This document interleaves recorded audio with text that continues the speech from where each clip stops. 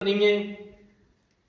एक ऐसी औरत के बारे, एक ऐसी अपनी भैन के बारे कि जिन्हें पंजाब दियां सारिया रीतां ते रिवाज तरोड़ के जिसमें उन्होंने खानदान कोई मर्द नहीं बचिया तो वह आप पेड़ी च आ गई है।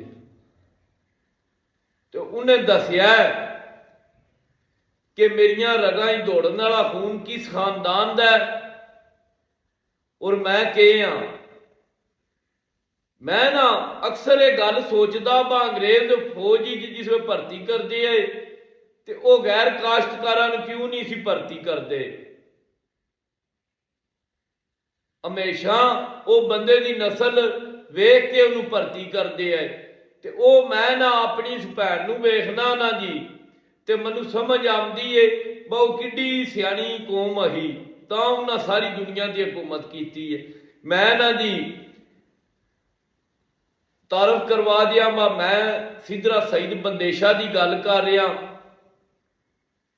जिहड़ी चौधरी अलियास चोठिए की भतीजी है ते चौधरी सईद बंदेशा की वह बेटी है ते चौधरी अब्दुल रहमान की वह भैन है।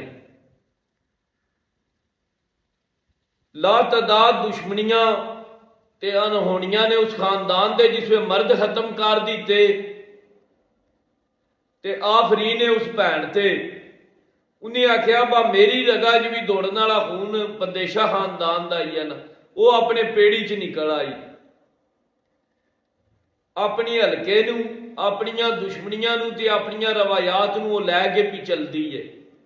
ये ना साडा अलमिया साडे पूरे माशरे का असीं 5000 साल तू ना औरत नूं अंदर डके है ते साडा एक ही तस्वर है कि औरत सिर्फ घर की चार दीवारी की सोहनी लगती है, चंगी लगती है। बड़े थोड़े वो लोग होंदे ने जिहड़ियां जरूरी नहीं कि बंदा हुकूमत के खिलाफ ही लाने जंग करे जो बागी होंदा है। सारे नाल वड्डा बागी होंदा है जिहड़ा अपनियां रवायात ते अपने माशरती इकदारां नूं तरोड़े। मैं ना ईमानदारी की गल है 3-4 साल तू ना सिद्धरा सईद बंदेशा जूं वो फिर 2019 चौधरी अब्दुल रहमान के मर्डर तो बाद वो मीडिया ते आई तो मैं उन्होंने वेखन लगा तो मेरी उन्हें हसरत है बा मैं ना अपनी जिंदगी च ना एक बार इस भैन अपनी ना मुलाकात करा तो सिर्फ इस वजह तू बा वो इस माशरे की सही बागी है। उन्हें दसिया बा औरतां किसे तू पिछे नहीं आए।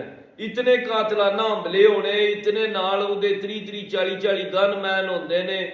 फिर जिहड़ी शख्सियत के मुकाबले जो इलैक्शन लड़ती है वह साबक वफाकी वजीर दाखिला है उसका सियासी असरो रसूख नाल भी वह मुकाबला करती है।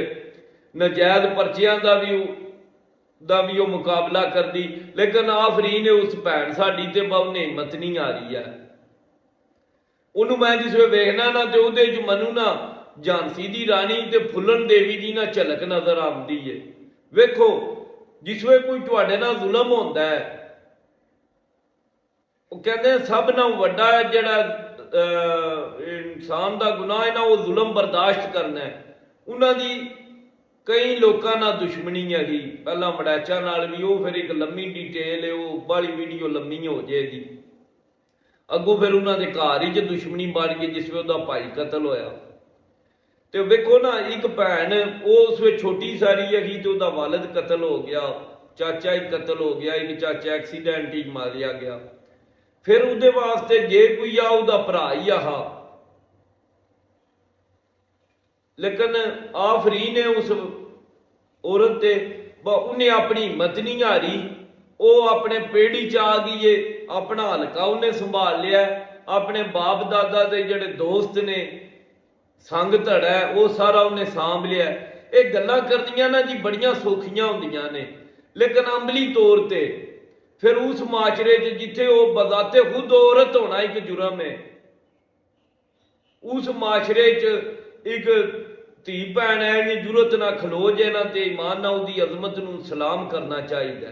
ते आफरी ने उस भैन ते उन्हें हार किसी मैदान च भी उहदे ते झूठे परचे करवा के उन्हें तराने की कोशिश की गई, कातलाना हमले किए गए ने लेकिन उन्हें हार नहीं मनी है।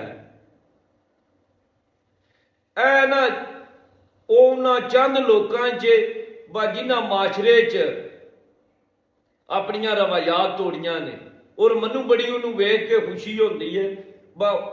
जिस वे वेखो ना साडा एक कल्चर है, साडे जिस वेले एक तलक नस्ल दर नस्ल लगा हुंदा है, ते जिस वे किसी का पुत्र ना रहे ते असीं कहने बा ये समझो ये घर साडे वास्ते हुण खत्म हो गया।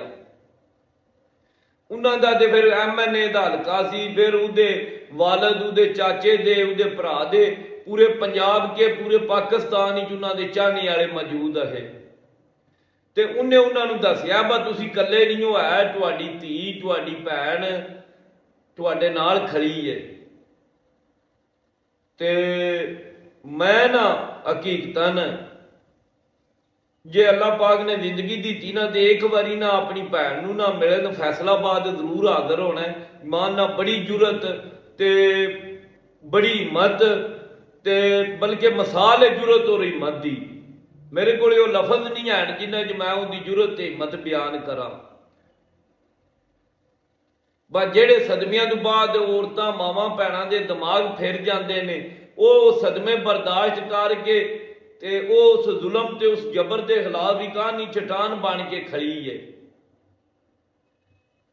ते मैं उस भैन नूं भी पैगाम देना, असीं अब्दुर्रहमान बंदेशा दे चाहण वाले हां, जदों साडी लोड़ पई असीं इंशाअल्लाह हाज़र हां जी, अपनी भैन दे नाल खड़े हां। अपना ध्यान रखो, रब राखा, अल्लाह हाफिज़।